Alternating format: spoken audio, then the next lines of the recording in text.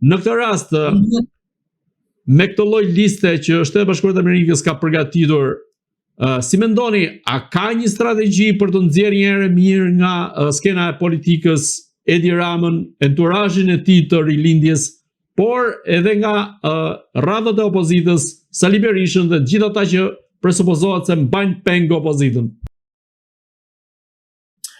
Së pari dashur, do të them ty edhe ata të cilët na kanë dëgjuar, duke i falenderuar ata qytetarë që kanë shtypur like, janë antarësuar tek portali jot, na ndjekin vazhdimisht, na respektojnë, sepse për ata ne kemi krijuar një raport besimi dhe të vërtetë.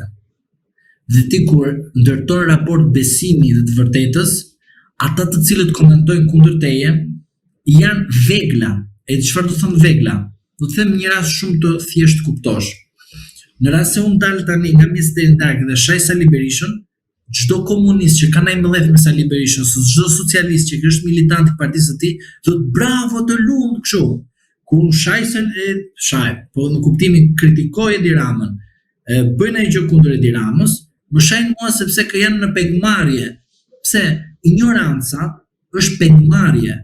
Në rast se ti nuk ke ignorancë, përdor logjikën dhe thua, kur ai pas ka fituar miliarda brenda një dite dhe ti jeton me një pension 100.000 lekë, ku ai ka fituar miliarda brenda një dite dhe ti nuk ke një shtëpi, kur ti ke familjen jashtë shtetit, dhe ti mban akoma Edi Ramën duke justifikuar me burgaxhi që e futet dhe nxjerr nga burgu për të krijuar se spaku dhe drejtësia funksionon, tani të lutem nuk kam mos merr me ata, se ata janë të destinuar për veten e tyre që janë drejt mbarimit. Pra, thjesht ata jetojnë për të jetuar, po jo se kuptojnë. Pra, ne flasim për ata të cilët kanë një logjik të lartë, por mund inshallah kanë edhe më të lartë se ne, po të paktën atë që nuk po i themi vazhdimisht dhe kemi sqaruar, është që ne themi të logjikshëm, jo të ekstremin. Ne do të themi që do vi një helikopter do ta marri, një avion mund të vi, ta marri, se di, inshallah ka bofsha. Por ndoshta me avionin që i kishte dhuruar Erdogani. Po, ti se di këtë gjë, që avioni e ka flamur turk edhe ndonjëherë e pson. E di si është ky avion, është avioni i Aratisjes. Do Aratisjes si Asadi. Po normale, pse ti çfarë mendon ti? Pse ti si e mendon Aratisin e zotit Rama me makinë?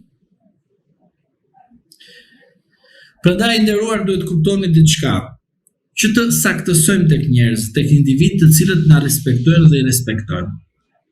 Ajo që unë kam thënë në muajin mars në vazhdim, nuk ishte thjesht një imagjinate imja.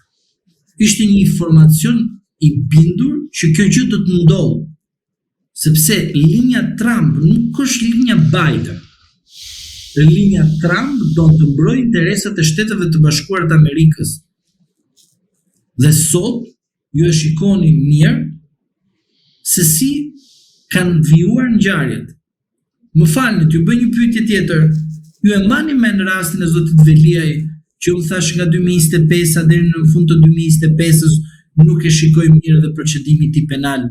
Nuk është thjesht faktik, por thjesht do të jetë edhe numerik statistikor, arrest në burg apo arrest në shtëpi. Ju e mbani mend shumë mirë rastin e zonjës Balluku, sa herë kemi folur edhe kam thënë do të kemi një zvarritje dhe jemi sot në dhjetor të 2025 dhe nga shkurti mos gaboj ose më fal, jo nga shkurti po dhe nga 2024 ishte zvarritje sepse e kishte dhe morën në dëshmi, pastaj e pyetën, pastaj e proceduan edhe gjitha këto me radhë. Pra, zvarritje ishte ajo dhe është fakt konkret dhe kam thënë tek ju. Pra, për atë që thoni për opinionin publik, ne nuk kemi mundësi dhe matje të bëjmë matje, sepse ata të cilët komentojnë janë persona që kanë emra dhe mbiemra të cilët janë të ngatrueshme ose janë pa indignitet, pa emër të saktë, pra janë fshihen pas vetes tyre. Kjo është treguesi i qartë që nuk janë njerëz real, po thjesht mund të jenë pra emra të ndryshme të i përdor një person dhe janë interes të caktuar dhe i shkojnë gjithmonë pushtetit këto gjëra. Dhe mos harroni faktin tjetër që ne këtu kemi thënë vazhdimisht që linja e Trump është një linjë e cila do punojë që të instalojë veten e saj përtej 2028-s. Ky nuk është tash e them. Ky është fakt konkret. Dhe mos harroni edhe një fakt tjetër që do të jetë shumë sqarues për ju dhe opinionin publik, që qeveria shqiptare nuk është qeveria e cila do të vazhdojë në pafundësi me një parti politike që quhet Partia Socialiste. Pra, edhe vetë qytetarët duhet ta dinë që jeta ka lindje dhe vdekje. Edhe Partia Socialiste ka lindje dhe vdekje. Edhe pushteti ka për atë subjekt politik lindje dhe vdekje. Pra do të thotë mos të flasim në mënyrë absolute duke mbrojtur subjektin që i cili aktualisht nuk ka provuar që punon për qytetarët shqiptar. Ka provuar që punon për një grup të caktuar që në fund fare e përdor dhe e përzes një prezervativ edhe në koshin e mbretërinave. Prandaj them të qytetarët, hajdeni në nivelin e dur, mos bëjmë militantë askujt, por të paktën s'kemi rrugë tjetër, alternativë tjetër. PS-n, PD-n, PL-n edhe këto do kemi parti që konkurrojnë. Po të paktën do shkoni këtë i cili është kapur në flagrancë dhe në kushtet e flagrancës, duke bërë në njëra anë avokatin e atyre dhe nga ana tjetër duke thënë që nuk bëjmë avokat të tyre.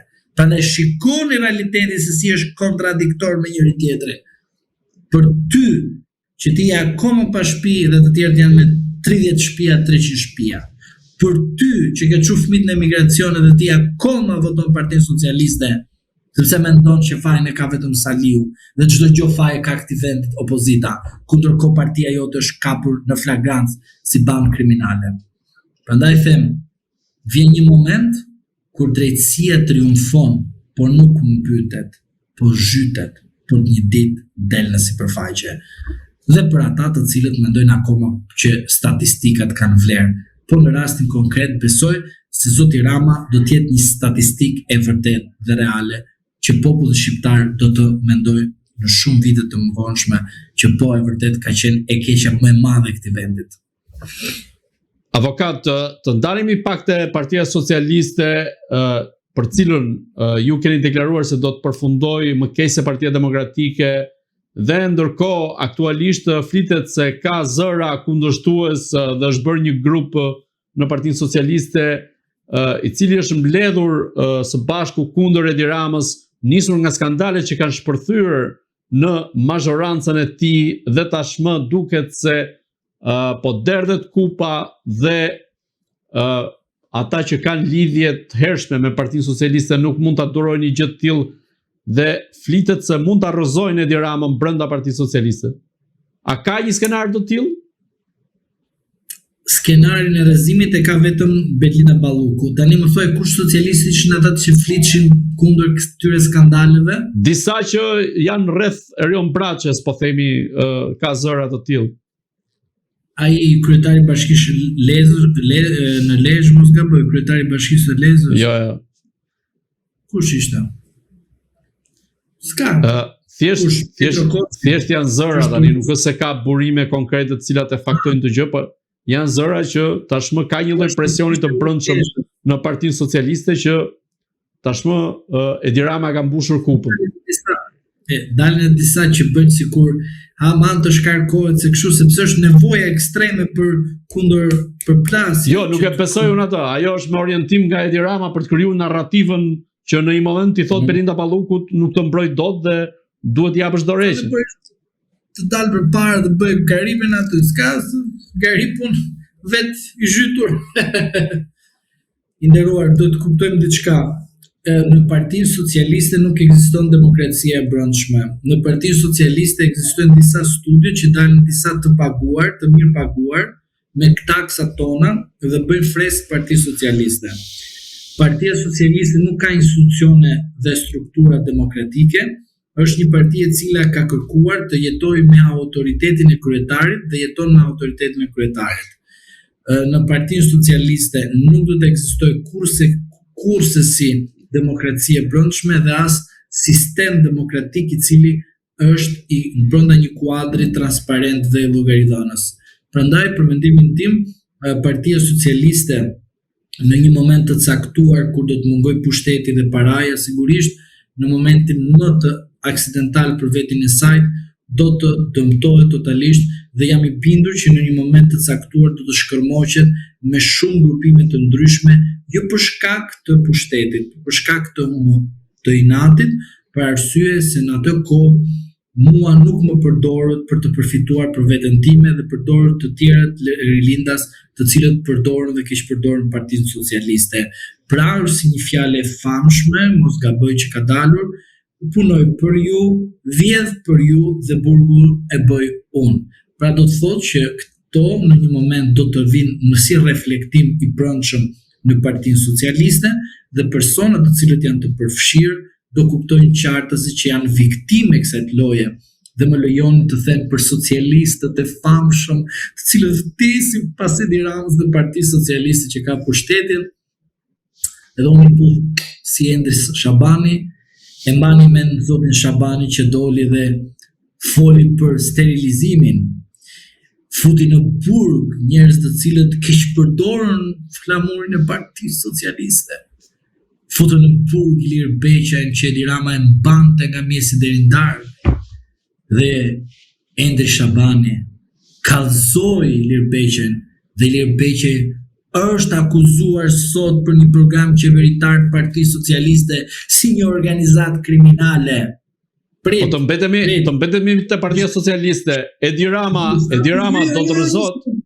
Okej, dakor. Një sekond, le rrezimin, se pritë të jetë rrezimin, kënaqur dhe pak, se duhet të bie rrezimi, kur bie gjithë të kështjella një, futën mbuloj brenda, s'ka kush të kap, se do jetë ajo fjalia volla për ty.